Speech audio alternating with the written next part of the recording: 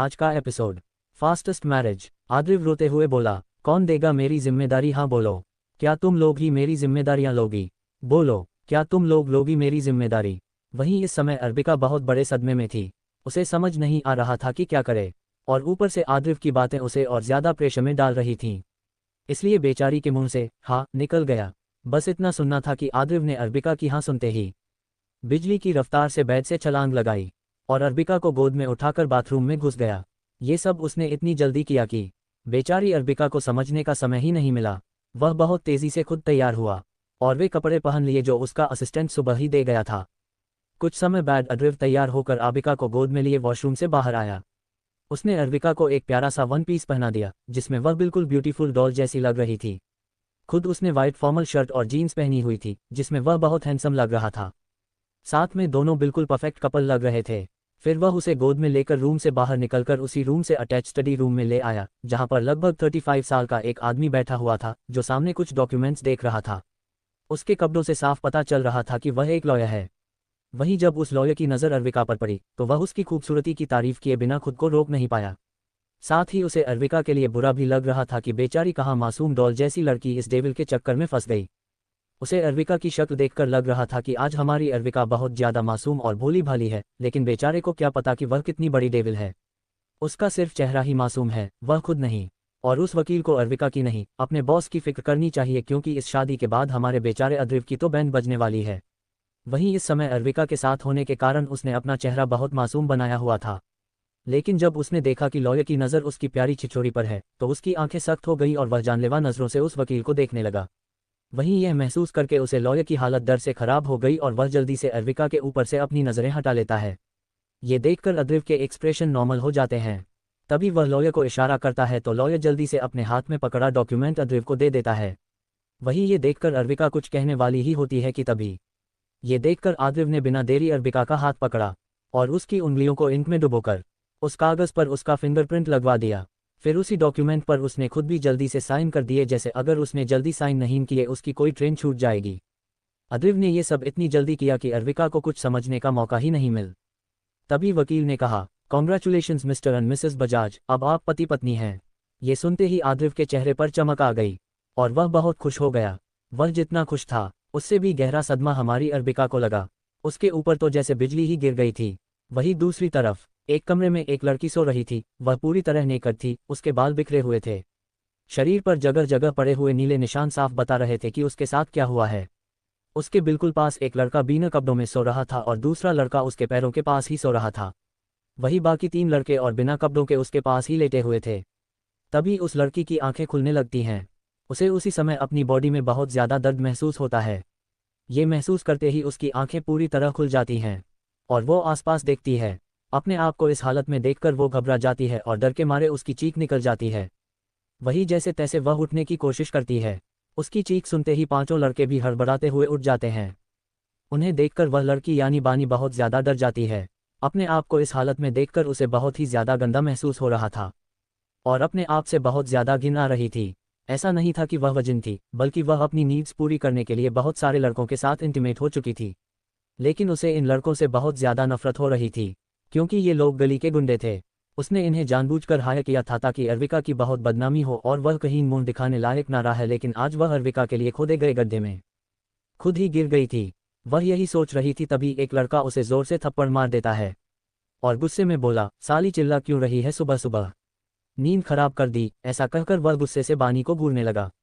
वही जब बानी उसकी बात सुनती है तो उसे बहुत ज्यादा गुस्सा आता है, इसलिए वह बोली, ए गंवार, औकात में रहकर बात करो मुझसे, समझे? और तुम्हें पता नहीं है मैं कौन हूँ? तुम लोगों ने जो मेरे साथ किया है ना, उन सब का बदला मैं एक एक करके तुम लोगों से लूंगी। तुम लोगों को किसी लायक नहीं छोड़ूंगी। मैंने तुम्हें क्या कहा था जो तुम लोगों ने मेरे साथ ये किया? मैंने तुम्हें उसे आबिका के साथ यह सब करने के लिए कहा था। वही ये सुनकर वे लड़के सोच में पड़ गए। उन्हें कुछ समझ में नहीं आया तो बानी ने उन्हें सब कुछ सच बता दिया। ये सुनकर वे लड़के भी थोड़ा हैरान हो गए, लेकिन उनके चेहरे पर गिल्ट का नामो निशान नहीं था क्योंकि यही उनका काम था। तभी बानी की गुस्से से भरी आवाज़ आई, अब देखो मैं तुम लोगों का क्या हाल करती हूँ। जो तुम लोगों ने मेरे साथ किया है ना, उसके लिए तुम लोग जिंदगी भर जेल में सड़ोगे। उसकी ये बात सुनकर उन लड़कों को बहुत गुस्सा आता है। तभी पहला लड़का उसके बाल पकड़कर गुस्से में बोला, क्या कहा तूने? तू हमारी जिंदगी बर्बाद करेगी। अगर तू ऐसा सोच रही है ना तो तेरी ये बहुत बड़ी गलतफहमी है, क्योंकि हमारा तो कुछ नहीं बिगड़ेगा क्योंकि पुलिस के साथ हमारा पुराना रिश्ता है, लेकिन सब कुछ तेरा ही बिगड़ेगा क्योंकि इस कमरे में तू है। देख रही है ना, वहाँ सब जगह कैमरे लगे हुए हैं और जो कल रात तूने हमारे साथ रंगोलियाँ बनाई है ना, वह सब उसमें रिकॉर्ड हो गया है। अगर तूने जरा भी चू चपड़ की ना और हमारे पैसे नहीं दिए तो ये वीडियो हर जगह फैला देंगे।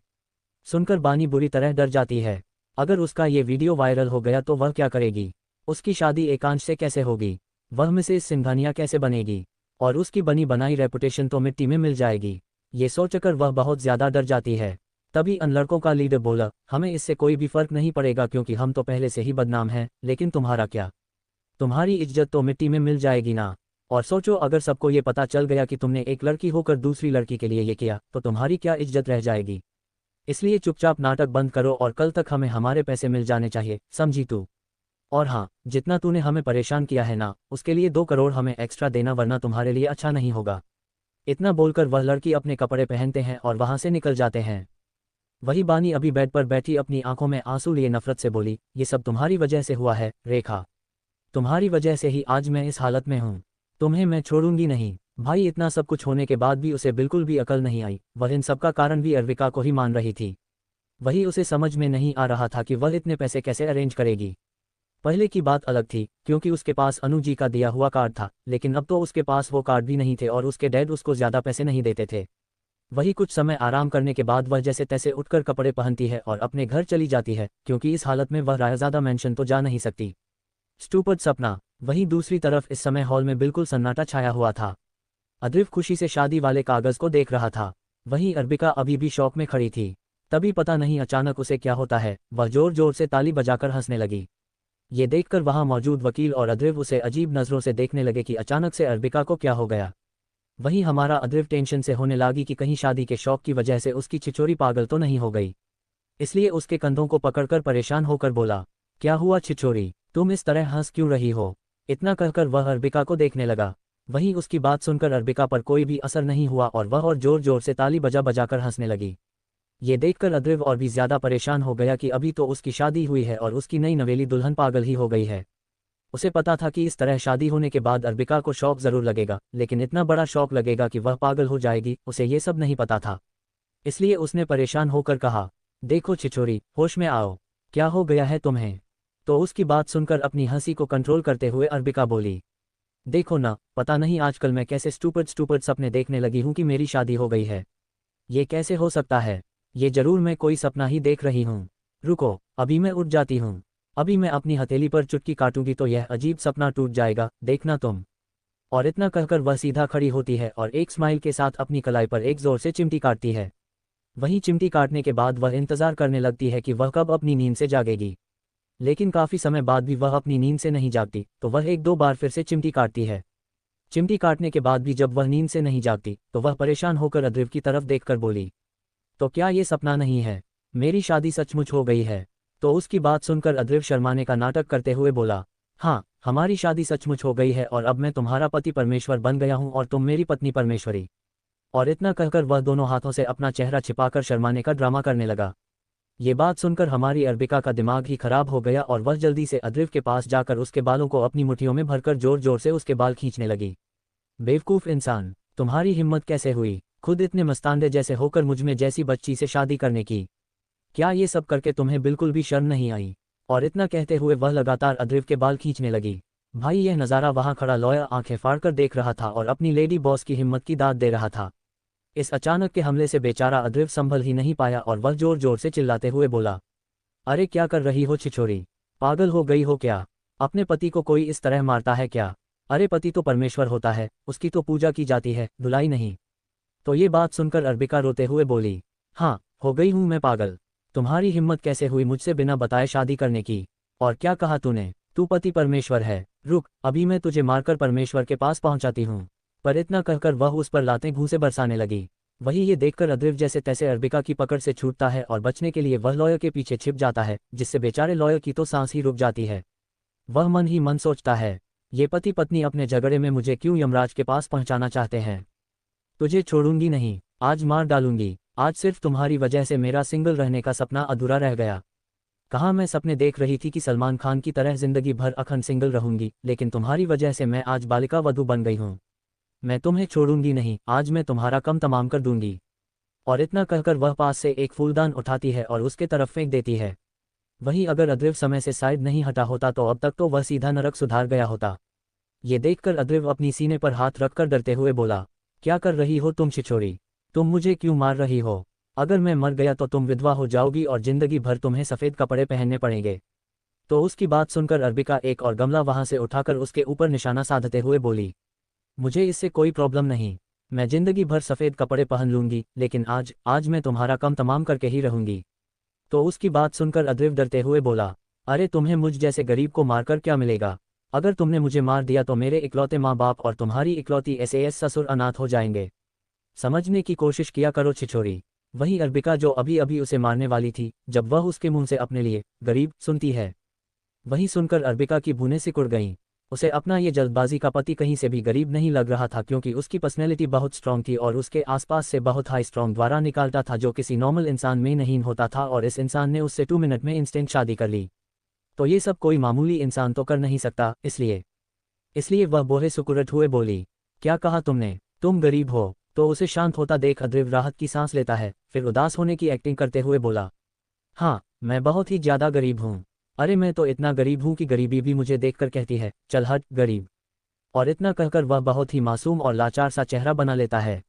वहीं उसकी बात सुनकर वकील को तो जैसे हार्ट अटैक आने वाला था। मतलब बजाज कॉर्पोरेशन का सीईओ और इस पूरे एशिया पर राज करने वाली कंपनी का इकलौता मालिक कह रहा था कि वह गरीब है। अरे अगर यह गरीबी है तो फिर अमीर क्या होते हैं? ये सुनकर आविका को उसकी बैटन पर बिल्कुल भी यकीन नहीं हुआ, इसलिए वह ने अपनी आंखें थोड़ी सिकोड़कर गुस्से में कहा, तुम्हें क्या लगता है मैं बेवकूफ़ हूँ? उसकी बात सुनकर हमारा अद्रिव मासूम सा चेहरा बनाते हुए झट से बोला, मुझे क्या पता कि तुम बेवकूफ़ हो या नहीं, हम तो अभी दूसरी बार ही मिले हैं। ये बात मुझसे क्यों पूछ रही हो? तुम्हारी ज़बान कुछ ज़्यादा ही नहीं चल रही है।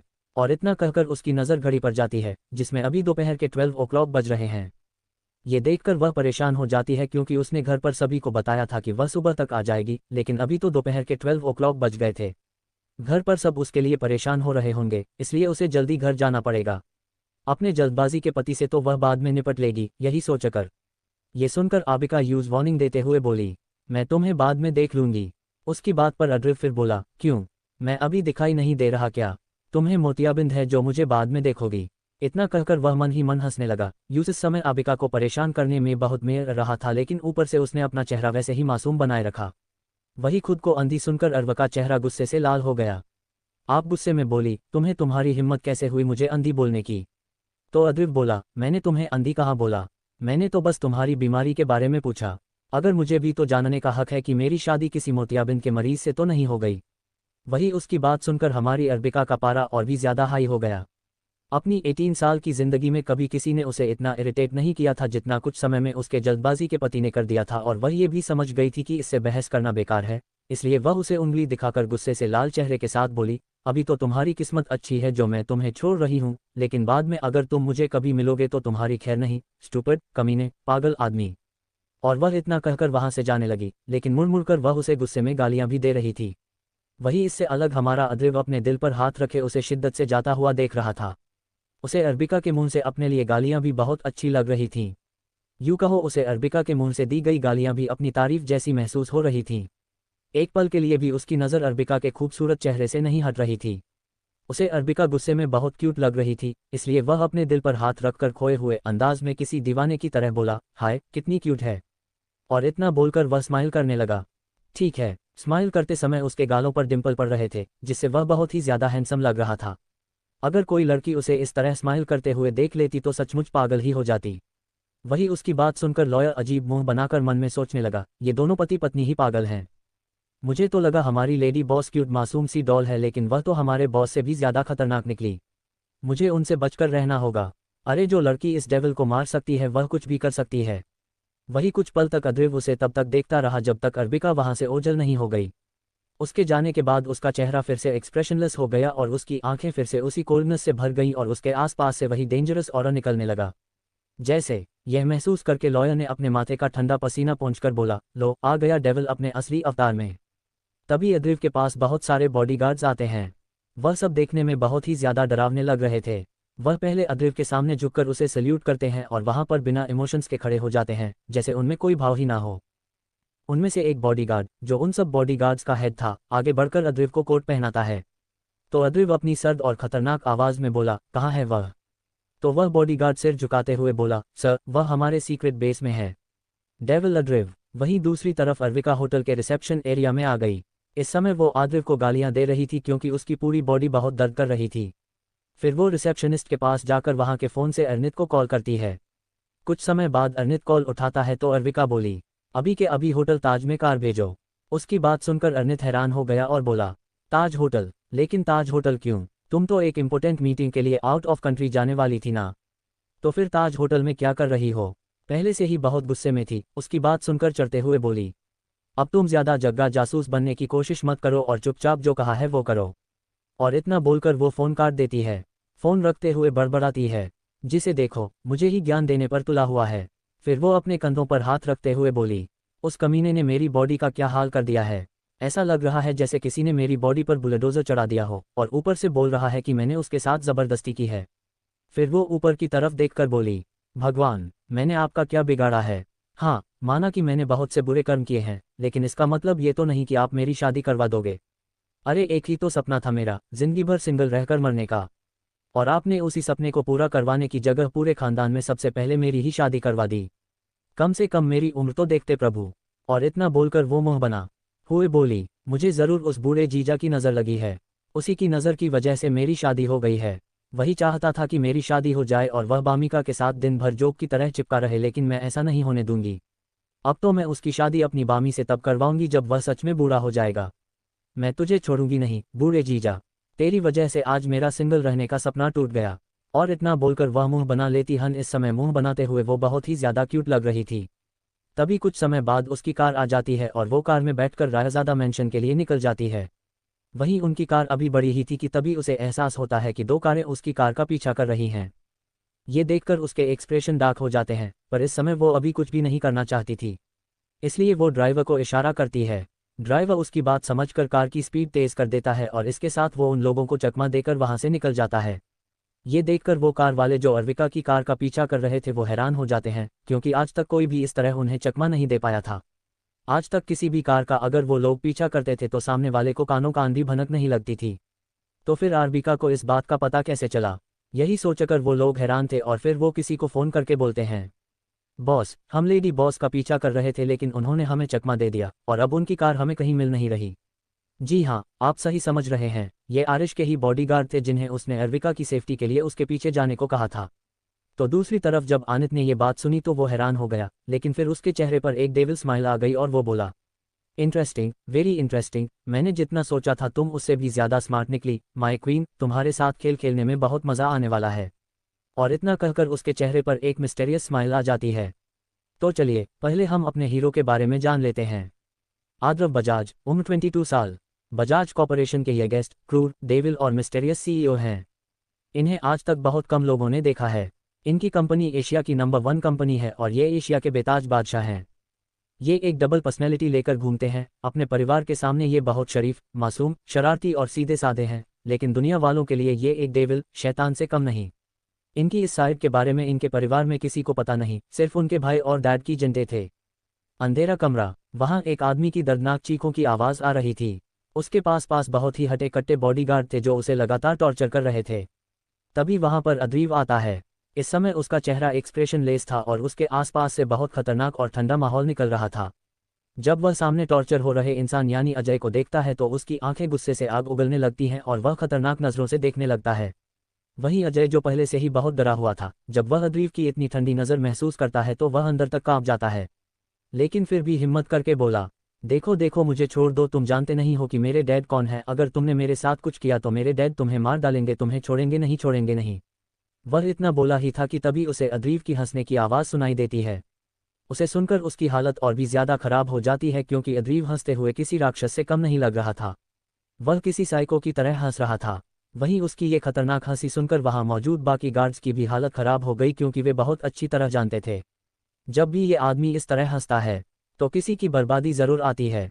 तभी वह हंसते हुए अचानक रुक जाता है और फिर गुस्से से अजय का जबड़ा पकड़कर बोलता है, तेरा बाप तुझे क्या बचाएगा जब वह खुद कुछ करने लायक नहीं रहेगा, और तेरी हिम्मत कैसे हुई मेरी क्वीन पर अपनी गंदी नज़र डालने की। और इतना बोलकर वह उसका जबड़ा और जोर से दबा रहा था। वहीं अजय को तो ऐसा महसूस हो रहा था जैसे आज उसका जबड़ा टूट ही जाएगा। तभी अद्रीव बॉडीगार्ड को कुछ इशारा करता है, तो वह बॉडीगार्ड उसका सारा इशारा समझकर कुछ ही देर में वहां पर एक टूल बॉक्स लेकर आता है और अद्रीव को देता है। अद्रीव की आंखों में एक शैतानी चमक आ जाती है, जिसे देखकर अजय और भी ज्यादा डर जाता है। वह कुछ कह पाता उससे पहले कि अद्रीव किसी साइको की तरह वह टूल बॉक्स खोलकर उसमें से एक पेंचकस निकालता है और अजय को बेहद ठंडी और खतरनाक आंखों से देखते हुए बोलता है, तूने इन्हीं आंखों से मेरी क्वीन पर गंदी नजर डाली थी ना। और इतना कहकर वह पेंचकस उसकी आंखों में घुसा देता है, जिससे अजय की एक दर्दनाक चीख गूंज जाती है। वहीं ये चीख सुनकर अद्रीव के चेहरे पर एक अजीब सी मुस्कान आ जाती है और वह यही नहीं रुकता। वह एक चाकू उठाता है और उसका हाथ पकड़कर बोलता है, इन्हीं गंदे हाथों से तूने मेरी क्वीन को छूने की कोशिश की थी ना। और इतना बोलकर वह एक एक करके चाकू से उसकी उंगलियां काटने लगता है, जिससे अजय दर्द से तड़पने लगता है। लेकिन अद्रीव को कोई फर्क नहीं पड़ता। वह तो किसी साइको की तरह लगातार उसकी उंगलियां काट रहा था।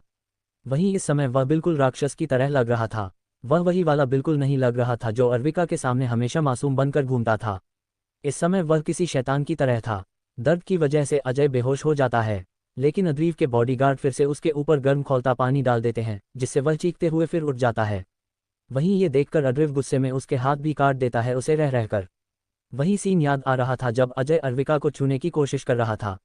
जब वह सुबह उठा था तो उसने यह जानने के लिए कि अर्विका को ड्रग्स किसने दिए हैं उसने उस कॉरिडोर की सीसीटीवी फुटेज देखी, तो उसे पता चला कि अजय ने ही ड्रग देकर उसके साथ गलत करने की कोशिश की, और यहाँ तक वह आज तक बहुत सारी लड़कियों की जिंदगी खराब कर चुका है। ये देखकर उसने बिना देरी किए अजय को उठवा लिया। वहीं अद्रीव अब अजय के दोनों हाथ काट दिए और उसकी गर्दन पर चाकू रखकर उसके गले को काट देता है, जिससे अजय की मौत हो जाती है। ये देखकर अद्रीव वहां से उठकर अपने हाथ साफ करके बोला, इसकी बॉडी को इसके बाप के पास पार्सल कर दो और पता करवाओ इसे इतने खतरनाक ड्रग्स कहाँ से मिले। इतना बोलकर वह वहां से निकल जाता है। पैनिक और अंजन